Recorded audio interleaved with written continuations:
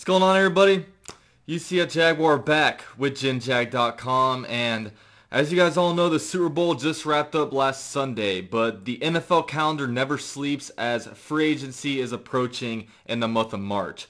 And before I get too deep into who I think the Jaguars should potentially target, I just want to look at the roster and show you guys who our upcoming free agents are and where I feel like the Jaguars roster stands and what positions we need to potentially improve on and what players I think we should cut or not re-sign to a new contract and all that business. So let's get it. It's a foot race. Robinson and Browner, and it's Robinson who wins it. Touchdown Jacksonville. His 14th win. Bortles with time, looking deep for Robinson, and the catch is...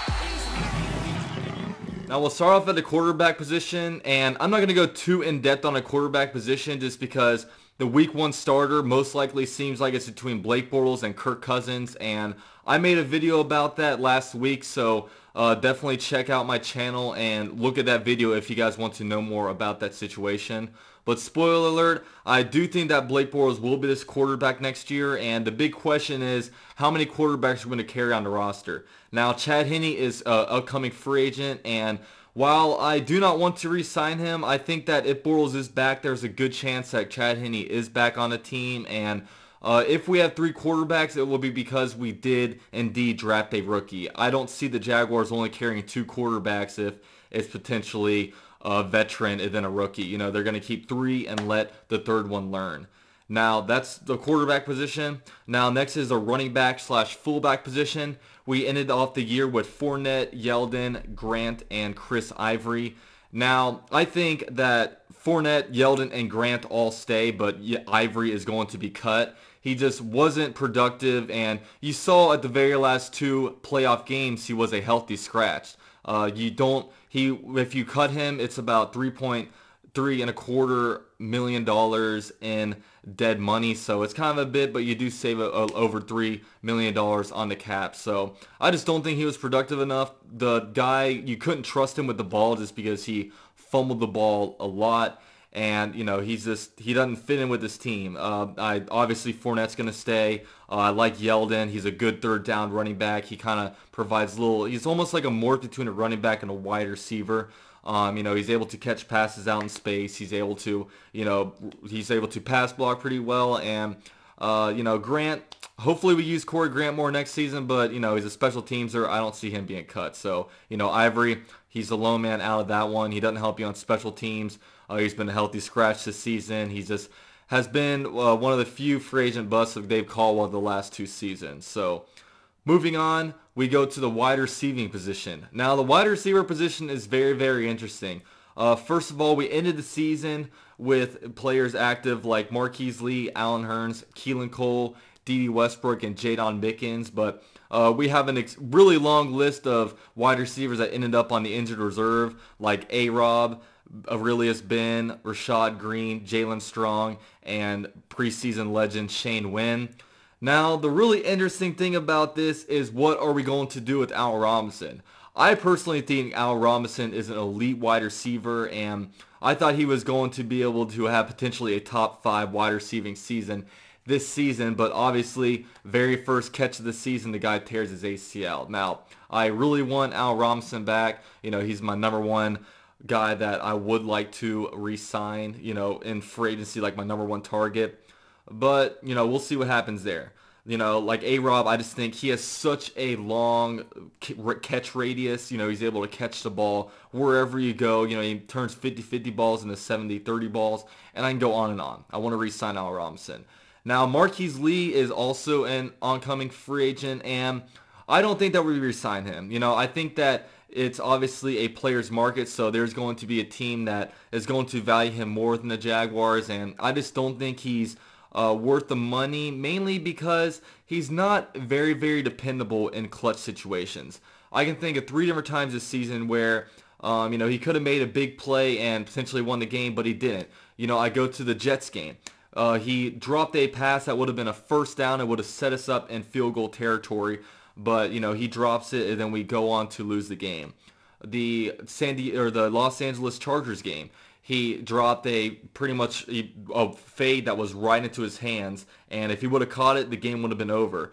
But he dropped it. Now, we don't look back on that very much just because we did wind up winning the game because the defense and A.J. Boye put the team on their back. But, that could have bit us in the butt. And against the Cardinals, where he dropped a ball when we could have really ran out the clock. He dropped a second down catch, stopped the clock, and then it gave Arizona Cardinals enough time to come back and basically score and beat the Jaguars. So, he just, when we really needed to depend on him, he wasn't, very reliable. And, he really had a chance to step up this season, and with Allen Robinson's injury really proven to be that #1 guy. Now, Marquise Lee, he had a good season. I do appreciate a lot of the stuff he did. We would not have been as good without him, but I just don't see reason why we need to pay Marquise Lee at a premium this season. And I would like to take his money and try to allocate it to Allen Robinson. Now, Allen Hurns is an interesting situation. If we potentially cut him, we would save $7 million on the cap. And, he got a big contract after his 1,000-yard season in his second season as a Jaguar. But he's been quite a disappointment since then. He's been battling injuries a lot. And he just hasn't just been that same guy that we used to have. Now, I think that Allen Hurns is a good chance he is back next season, but not on his contract. I think that they do potentially restructure his contract just because, we don't really have a true slot kind of wide receiver on our team. I think Keelan Cole and Dede Westbrook are both going to try to be outside guys. And, I think that Allen Hurns, he could definitely very well be back, but, I think that it would have to be under a contract restructure. And Keelan Cole, Dede Westbrook, those guys are pretty much roster locks next season. Really good rookie seasons by them. Excited to see what they have in the future. Mickens, you never know with Mickens just because, he started the season really good at punt return, but he kind of tailed off in the end of the season. And that's all too familiar with Jaguar fans after we had a lot of hope in Ace Sanders. He didn't pan out. Rashad Green, he didn't really pan out. And then, Mickens now, we'll see what happens with him. Definitely be on the roster at the start of next season, but we'll see what happens with him. Keep in mind with the whole Allen Hurns situation, we do still have Rashad Green if they feel like he could slip into that slot position and be effective for us, but we will see. Now moving on to the tight end position, might be one of our biggest holes on the team. We ended the season with Koyak, Mercedes Lewis, and James O'Shaughnessy on a roster, and with Michael Rivera as on the injured reserve. Now the Jaguars definitely need a receiving tight end weapon to be able to get the ball to. I think they had big plans for Michael Rivera before he went down, but it forced guys like Mercedes Lewis and O'Shaughnessy to really fill that void in that tight end receiving tight end position. Now, a lot of people are talking about potentially, it seems like every year people talk about potentially cutting Mercedes Lewis, but I don't see it happening. I mean, he's kind of ageless right now, and he is a great run blocker, and he filled that void on our receiving tight end very well, and I just think that he's far too productive to let go. Based on his play last season, I just don't see any reason why we would cut him. I see him staying. And we'll see what happens with the whole Rivera situation if we wind up keeping him. But I do expect him to go out to tight end in the offseason. Now, offensive line, I'm not going to go through really everybody, but the only free agent that we have on the offensive line is going to be Patrick Omameh, who, when healthy, he started pretty much every game for us at the left guard position. And I could see us re-signing him. I mean, I don't think he's going to demand that much money. Obviously, he has playing experience in our scheme, and yeah, I mean, I could see him coming back. Although when it comes to the offensive line, I think we're pretty good at the left tackle spot with Cam Robinson. Obviously, he's going to be a building block for our team. And then at right tackle, Jeremy Parnell, when healthy, he's a really good player. But I definitely see us being able to upgrade at the guard position. So, I see most likely in the draft, because I think in the draft, like in the top 4 or 5 rounds, you should always try to grab an offensive lineman, just because, offensive linemen, they get hurt a lot. And quite frankly, you can never have too many good offensive linemen to be able to plug and play. So, yeah, I mean, I could see them re-signing Patrick Omameh, but, we'll see. Now, at the cornerback position, we have Jalen Ramsey, A.J. Boye, Aaron Colvin, Myrick, and Patsman. Now, the big thing is Aaron Colvin will be a free agent this offseason, and unfortunately, I do think that he will get paid handsomely somewhere else. Now, he is a really, really good player, and we are not really going to be able to replace the kind of production that he has. I mean, he's great on blitzes, great open field tackler, great in coverage. He's just a really good dude, and you know, I mean, obviously I'd like to have him back, but you got to kind of think of it from Aaron Colvin's perspective. You know, these cornerbacks have such high egos. You know, they always want to be the best at what they do. And as long as Aaron Colvin is on the Jaguars, he will always be overshadowed by Jalen Ramsey and A.J. Boye. He's always just going to be an afterthought compared to them. He could go to another team and be both a richer player and a more appreciated piece of the team. You know, he could potentially be able to get 100% of the snaps as opposed to just going in on nickel plays this year. So, you know, unfortunately, I do see him walk in, but he had a great year for us this year, and it's going to be hard to replace the kind of production that he had. So, you know, all the rest of the guys, we'll see if Patman can step in and fill that void. But, you know, I could definitely see us drafting a cornerback in the top 5 rounds. You know, and if value meets the need, or if value meets the position, we could even potentially get a cornerback with the first round pick, because nickel cornerback is very, very important as they get 70% of the snaps. And next up, we had the safety position.